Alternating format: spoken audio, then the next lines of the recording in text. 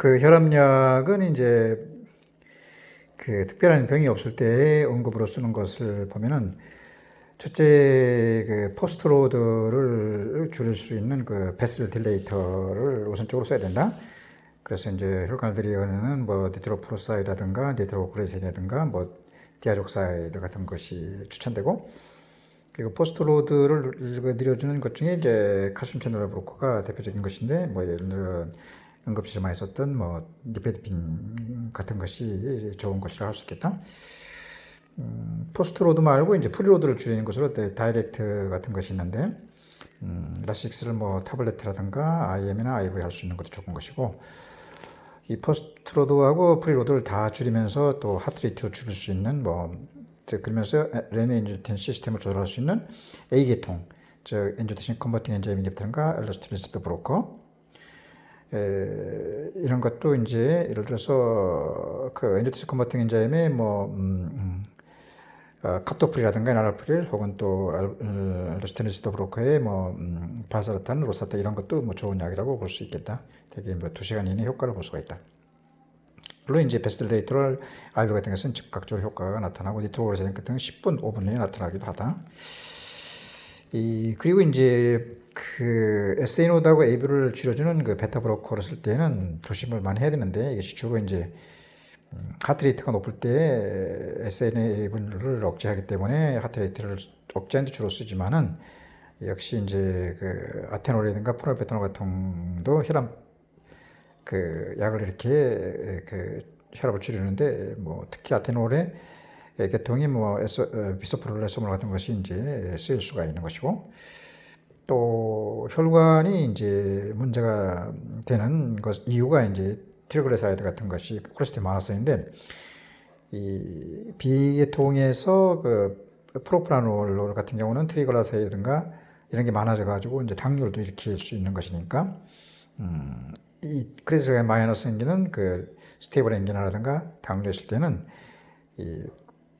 프로프라놀을 써서는 안 되고 이제 아테놀 계통을 써야 되는 것이고, 프로프라놀은 컨트라인디케이션 된다는 것을 기억해야 되고, 그러나 이 베타 계통 약들은 전부 다 뭐 기침을 안 일으키지만 코로나리 아트를 줄이진 않지만 기침을 일으킨다는 걸 항상 염두에 두고 있어야 된다. 즉 다시 말해서 A계통은 기침을 일으키지 않는 것이 알로스티린 리셉터 브로커지만은 이 엔지오텐신 컨버팅이나 알로스티린 리셉터 브로커 둘 다 기침을 안 일으키는 데서 레널 아터리를 줄이기 때문에 그 레널 아터리가 둘 다 좁아진 경우는 써서는 안 되는 것이고, B계통은 이제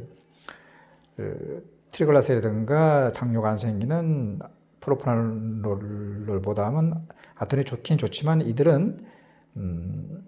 대신에 이제 COPD를 일으킬 수 있으니까 기침 환자에 쓸 수가 없다는 것이 된다. 그래서 레노나트리 둘 다 좁은 경우는 그 A계통은 이제 그 레노나트리를 수축하니까 안 되는 거고, B계통은 너무 이제 혈압을 떨어뜨린다든가 혹은 또 기침을 일으킬 수가 있으니까 C나 D를 쓰는 것이고, 키드니의 그 실질이 나쁜 경우든가 한쪽 그 레널 아터리만 좁아진 경우에는 쓸 수가 있다. 그 A계통도 쓸 수가 있지만 가능하면 엔지오텐신 컨버팅 엔자임 인히비터보다는 알로스티린 리셉터 브로커가 좋겠고, 단백뇨를 동반한 그 당뇨 환자가 있을 때는, 만약 이 환자가 COPD 환자가 아니고 기침이 안 난다면 물론 A계통 약을 쓸 수가 있는데, 가능하면 알로스티린 리셉터 브로커가 좋겠다 할 수 있겠다. 그리고 이제 혈관이 나쁜 앵기나 스테미로 인해 가지고 이제 네크로시가 됐다면 그 부분이 이제 전도가 빨라가지고 하트레이트가 빨라진 경우, 즉 스테미의 하트레이트가 빨라진 경우에는 베타 브로커라든가 엔지오텐신 컨버팅 엔자임 인히비터가 좋겠고, 크로닉 하트 페일리어처럼 그 BP가 뚝 떨어진다든가 하트레이트가 그래서 상적으로 많아진 리플렉스가 생긴 경우에는 베타 브로커는 하트레이트는 떨어질 수가 있지만은 너무나 혈압을 떨어뜨리기 때문에 알로스티린 리셉터 브로커처럼 리모델링도 방지해주는 약이 좋다고 할 수 있겠고, 물론 이제 하트레이트가 너무 높을 때 베타 브로커를 좀 쓰는 거 좋지만 혈압을 너무 떨어뜨리니까 조심해야 되고, 나이 든 사람은 이제 시스톨릭 압력이 되게 높은 경우가 많다. 그러니까 이제 이 사람은 그 우선 이뇨제를라든가 카십치나 브로콜을 먼저 사용하는 게 좋겠고, 젊은 사람은 혈장에 레닌이 많다. 레닌 인듀싱 시스템이 활동이 잘 된다는 얘기니까 먼저 ARB A계통을 먼저 쓰는 것이 좋겠고, 임산부는 그 A계통이 그 태아의 기형을 일으킬 수 있으니까 메틸도파를 쓰는 것이 좋겠고, 특히 세컨더리 하이퍼텐션에서 주의할 것이 많은데, 그 질병이 예를 들어서 피 검사를 해보니까 ACTH 같은 카테고라민이 많다, 혹은 소변에 이런 게 많이 나왔다. 이런 것이 페어크로마사이톰 같은 경우도 이제 혈압을 올 수가 있는 것이고, 예를 들어 소변이라든가 이런데 콜리토스이 많았다는 게도 혈압이 올라올 수 있는 거고, 쿠싱 신드롬이 될 수 있는 것이고, 갑상선처럼 TSH가 많은 경우 이런 것은 그때그때 적당한 고려해야 되는 것이고,